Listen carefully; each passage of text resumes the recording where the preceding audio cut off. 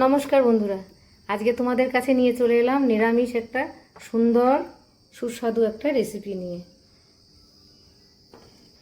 পেঁয়াজ রসুন ছাড়া এত সুন্দর একটা তরকারি। এটা কিন্তু শুধু ভাত না, পরোটা, পোলাও সব কিছুর সঙ্গে সার্ভ করা যায়।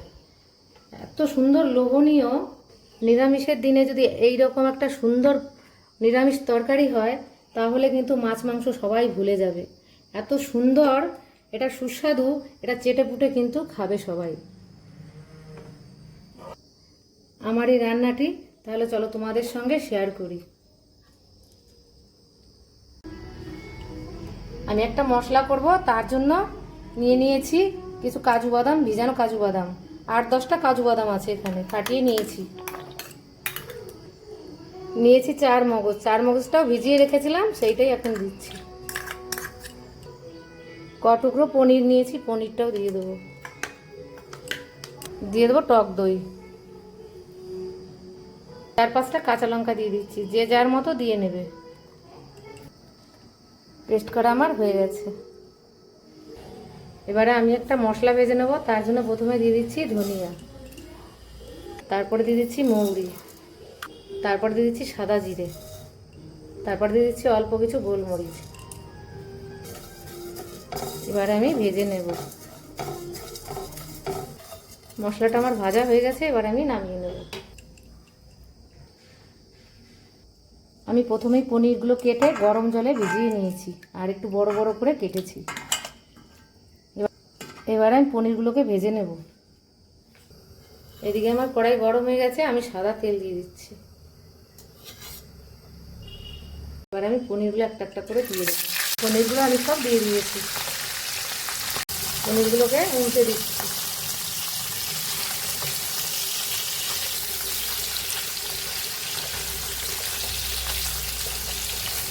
বেশি কড়া করে আমি ভাজবো না, হালকা লাল লাল করে ভাজবো। পনিরগুলো সব ভাজা হয়ে গেছে, এবার আমি তুলে নেব।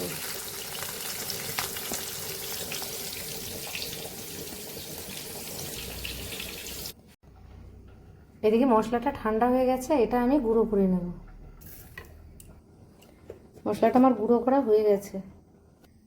এদিকে আমার কড়াই চাপানো আছে, আমার ওই পনির ভাজা তেলটাই, আমি আর তেল দিলাম না, দিয়ে দিলাম একটা তেজপাতা 2 ভাগ করে কেটেছি, আর দিয়ে দিয়েছি 2টো লঙ্কা আমি ছোট ছোট করে কেটে নিয়েছি। দিয়ে দেবো সাদা জিরে। এখানে আছে গরম মশলা, এলাচ, দারচিনি, সব কিছুই আছে এখানে।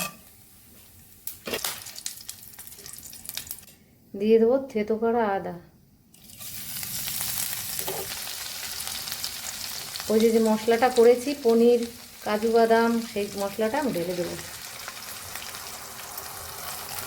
মশলা ধোয়া বাটির জলটা দিয়ে দেবো। দিচ্ছি একটু কাশ্মীরি লঙ্কার গুঁড়ো, হলুদ আমি দেবো না। দিয়ে দেবো পরিমাণ মতো লবণ, দিয়ে দিচ্ছি একটু চিনি। যে শুকনো মশলাটা করেছি মশলাটা দিয়ে দেবো।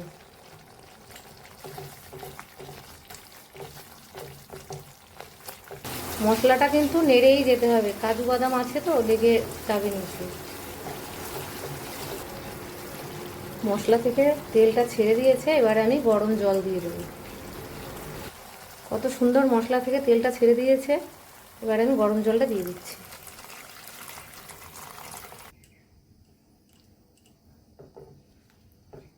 ঝোলটা আমার ফুটে উঠেছে, এবারে আমি ভাজা পনিরগুলো দিয়ে দেবো।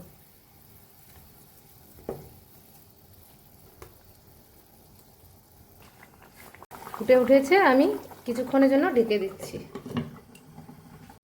এবার আমি 2 মিনিট পরে এই ঢাকনাটা তুলে দিচ্ছি।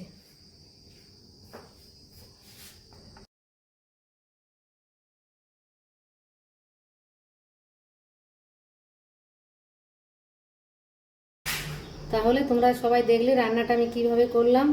তাহলে আমার ভিডিওটি যদি তোমাদের ভালো লেগে থাকে তাহলে একটা লাইক, কমেন্ট, শেয়ার করে দিও। আর আমার ইউটিউব চ্যানেলটি সাবস্ক্রাইব করে আমার একটু পাশে থেকো।